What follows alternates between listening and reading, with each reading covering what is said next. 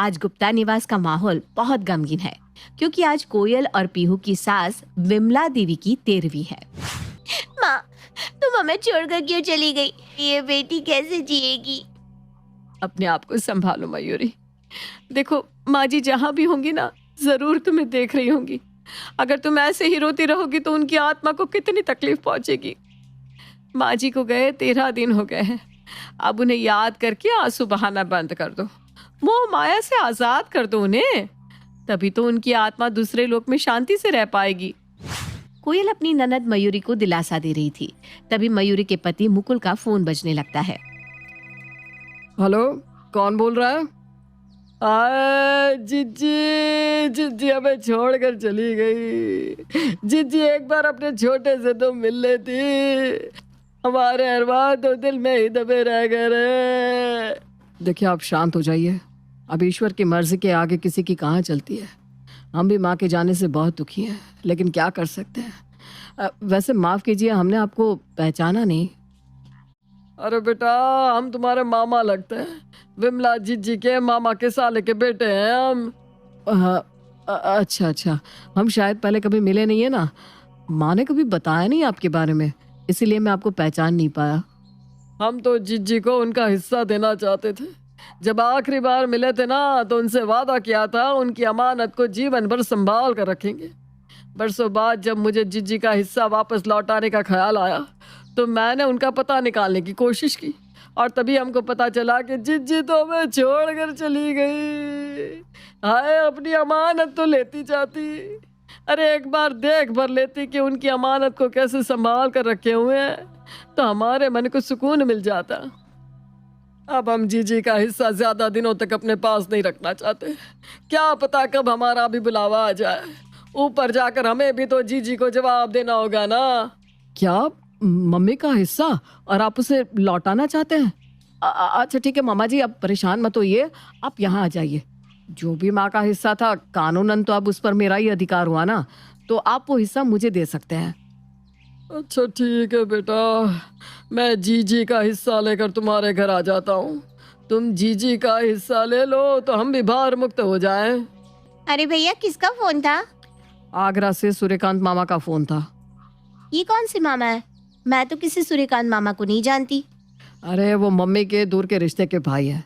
कह रहे थे माँ की कोई अमानत है जिसका आधा हिस्सा वो हमें देना चाहते हैं। वाह भैया, वो सब तो ठीक है, लेकिन माँ के जाने के बाद सब कुछ आपका हो गया। आपने ऐसा कैसे कह दिया? आपको ऐसा नहीं कहना चाहिए था। हम 3 भाई बहन हैं, तो कायदे से सब कुछ 3 हिस्सों में बंटना चाहिए ना। मैंने कुछ गलत तो नहीं कहा? भैया देखो, मामा जी जो भी कीमती चीजें ला रहे हैं, उनको 2 हिस्सों में बांटना चाहिए या 3 में, ये सब हम बाद में डिसाइड करेंगे। फिलहाल तो मामा जी की खातिरदारी का इंतजाम करते हैं। अरे कोई अपनी कीमती चीज यूं ही थोड़े हमारे नाम कर जाएगा। एकदम सही कह रहा है तू छोटे। हम लोग मामा जी की ऐसी खातिरदारी करेंगे कि वो जो भी लाए होंगे ना, उसे देने पर मजबूर हो जाएंगे। मुकुल, इंद्र, उनकी पत्नियां और बहन मयूरी पल के बिछाकर मामा जी का इंतजार करने लगते हैं। देखो मुकुल, ये पीहू और इंद्र को तुम कम मत समझना। मामा जी के आते ही वो दोनों पूरा जोर लगाएंगे कि मामा जी उनके पक्ष में हो जाए, और जो भी लाखों का माल वो लाए वो सब पीहू के हत्थे चढ़ जाए। लेकिन हमें भी पीछे नहीं हटना है। अगर इस समय हम कमजोर पड़ गए ना, तो सारा माल हमारे हाथ से निकल जाएगा। बिल्कुल ठीक कह रही हो तुम। देखो ना कैसे माँ के हिस्से की बात सुनकर मयूरी भी फटाफट अपना हिस्सा लेने के लिए सामने आ गई। माँ के जाते ही बड़े भाइयों का लिहाज भी खत्म हो गया। अब तो उसे भी घर में बराबरी की हिस्सेदारी चाहिए। देखो मुकुल, मामा जी आगरा के एक छोटे से गांव से आ रहे हैं। अगर हम उन्हें कुछ अच्छे कपड़े गिफ्ट कर दे तो कैसा रहेगा? बहुत बढ़िया। मैं ऐसा करता हूँ, एक बढ़िया कश्मीरी पश्मीना मंगा लेता हूँ और इम्पोर्टेड सिल्क का कुर्ता पजामा भी ले आता हूँ। जैसे ही मामा जी घर में घुसेंगे, तुम थाली सजाकर उनकी आरती करना, और फिर मैं कुर्ता पजामा और शॉल देकर उनका स्वागत करूंगा। फिर तुम देखना, मामा जी तो मुरीद हो जाएंगे हमारी मेहमान नवाजी के।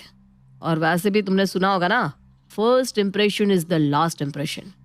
हम अपना पहला इम्प्रेशन इतना जोरदार रखेंगे कि उसके बाद इंद्र और मयूरी चाहे जो भी लेकर आए, मामा जी हमारा पाला छोड़कर कहीं नहीं जाने वाले। अरे पतिदेव, प्लान तो आपने बहुत फुल प्रूफ बनाया है, लेकिन ये पश्मीना और इम्पोर्टेड कपड़े की कीमत पता है आपको? इतना पैसा आएगा कहाँ से? अभी माँ जी की 13वीं में पैसा लगाया है, अब अचानक से ये रुपया कहाँ से लाएंगे? एक पश्मीना शॉल कम से कम 10,000 का आएगा। इम्पोर्टेड कुर्ता पजामा भी 5,000 6,000 से कम में नहीं मिलेगा। अरे वो जो बचत करके महीने के खर्च के पैसे रखे हैं ना, उनमें से ही निकाल लो। एक बार अगर मामा जी खुश हो गए ना, तो हमें लखपति बनने से कोई नहीं रोक पाएगा। फिर तो हमारी चांदी ही चांदी है। महीने के खर्च के बचे हुए पैसों से ही मुकुल और कोयल मामा जी के लिए तोहफे खरीद कर लाते हैं। 2 दिन बाद दोपहर के 3 बजे दरवाजे पर दस्तक होती है। लगता है मामा जी आ गए। मैं आरती की थाली लेकर आती हूँ, आप जल्दी से गिफ्ट वाला बैग लेकर आइए। मयूरी जाकर दरवाजा खोलती है तो देखती है कि सामने सफेद रंग का कुर्ता पजामा पहने हुए एक बुजुर्ग आदमी खड़े हुए हैं, जिनके हाथ में एक बड़ा सा पुराना संदूक भी है। लगता है मामा जी संदूक में जरूर कुछ कीमती सामान लेकर आए हैं, जो वो माँ जी को देना चाहते थे। अरे मामा जी लाइए लाइए, आपका ये सामान मैं उठा लेती हूँ, बहुत भारी होगा ना। अरे नहीं नहीं, वैसे ज्यादा भारी तो नहीं है, फिर भी तुम्हारी इच्छा है तो ठीक है, तुम्हें उठाकर अंदर ले चलो। अरे कोयल, कहाँ रह गई तुम? जल्दी से आरती की थाल लेकर आओ ना। मयूरी सारे नंबर बढ़वा लेगी और तुम थाली ही सजाते रह जाओगी। मयूरी, तुम मामा जी का सामान लेकर अंदर चलो। और मामा जी, आप जरा यहाँ रुकिए, पहले मुझे आपकी आरती तो उतार लेने दीजिए। आखिर पहली बार आप हमारे घर आ रहे हैं। अरे बेटा आरती, इस सब की क्या जरूरत थी भाई, बड़े संस्कारी बच्चे हैं जी जी के, मानना पड़ेगा। कूट कूट के संस्कार भरे हैं जी जी ने बच्चों में। दिल खुश हो गया तुम सबको देखकर। ये लीजिए मामा जी, मैंने कश्मीर से ये शॉल स्पेशली आपके लिए मंगवाई है, ओरिजिनल पश्मीना है। ये मेरी और कोयल की तरफ से आपके लिए एक छोटी सी भेंट।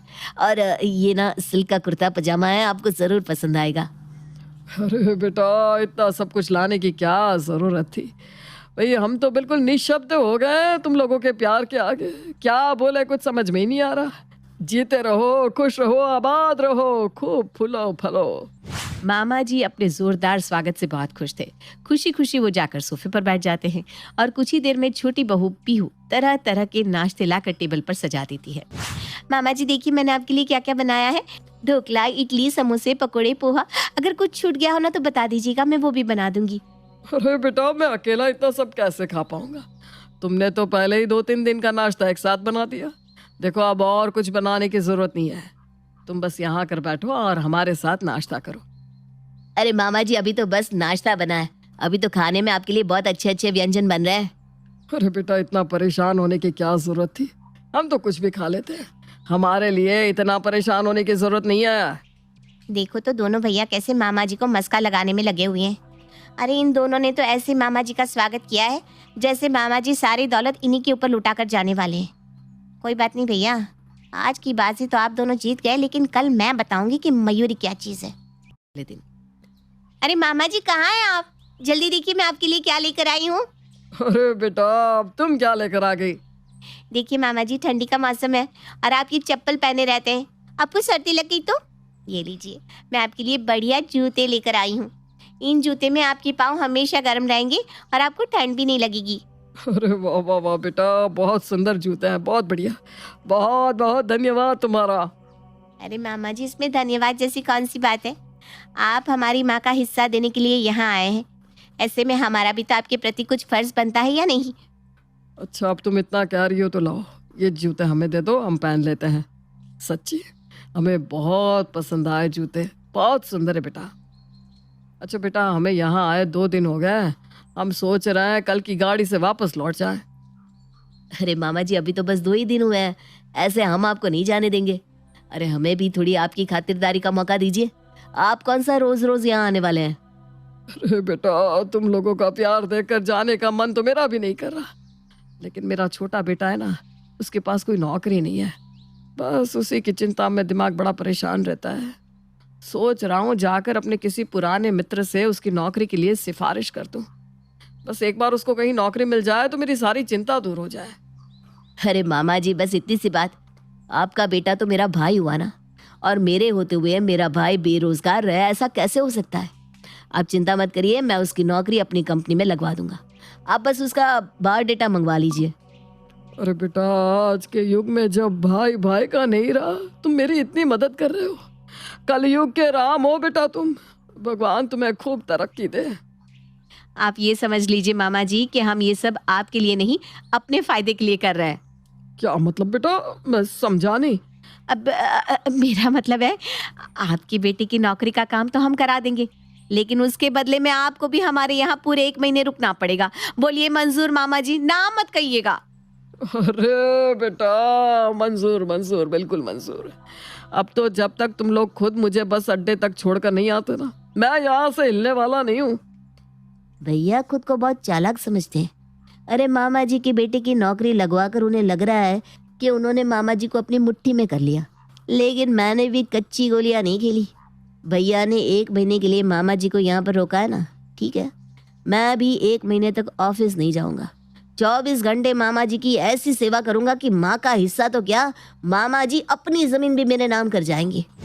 अगले ही दिन से इंद्र ऑफिस जाना बंद कर देता है और घर में रहकर मामा जी की सेवा करने लगता है। मामा जी, आपके घुटनों में दर्द रहता होगा ना? हाँ बेटा, उम्र बढ़ने के साथ साथ ये दिक्कतें तो आती ही है। लाइए मामा जी, मैं आपके पैरों की मालिश कर देता हूँ, आपके पैरों का दर्द एकदम छूमंतर हो जाएगा। इंद्र अब दिन में 2 बार मामा जी की गुनगुने तेल से मालिश करता, उनको वॉक पर ले जाता और उनके खाने पीने का भी बहुत ध्यान रखता। मामा जी भी इंद्र की तारीफ करते हुए थक नहीं रहे थे। अरे ये क्या कर रहे हैं आप? 15 दिन हो गए आपको ऑफिस से छुट्टी लेकर घर पर बैठे हुए हैं, और भूल गए क्या, आपके बॉस ने अल्टीमेटम दिया है, अगर आपने 2 दिन के अंदर ऑफिस ज्वाइन नहीं किया तो आपको नौकरी से बाहर निकाल देंगे। अरे करना क्या चाह रहे हैं आप? क्यों अपने पैरों पर कुल्हाड़ी मार रहे हो? अरे जाने दो ना, नौकरी जाती है तो जाए। मामा जी ये जो बक्से में भरकर लाखों का माल लाया है ना, इससे मैं जाने नहीं दूंगा। तुम देख नहीं रही हो यहाँ पर क्या चल रहा है? अरे भैया और भाभी और मयूरी कोई कसर नहीं छोड़ रहे मामा जी को इम्प्रेस करने में।